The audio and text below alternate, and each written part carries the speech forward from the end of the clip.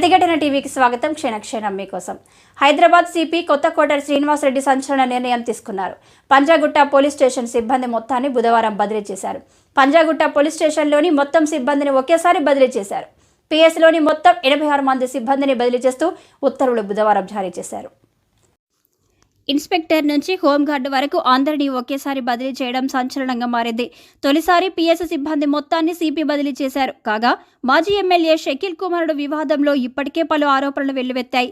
అలాగే ఈ పిఎస్ నుంచి కీలక సమాచారం బయటకు పొక్కడంపై సిపి సీరియస్ అయ్యారు. మాజీ ప్రభుత్వ పెద్దలకు కీలక సమాచారం చేరవేస్తున్నారని సిబ్బందిపై సిపి వేటు వేసినట్లుగా సమాచారం.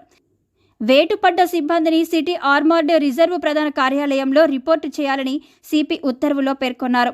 ఇదే సమయంలో హైదరాబాద్లోని వివిధ పిఎస్ల నుంచి సిబ్బందిని పంజాగుట్టకు బదిలీ చేస్తూ ఉత్తర్వులు సైతం వెలువడ్డాయి.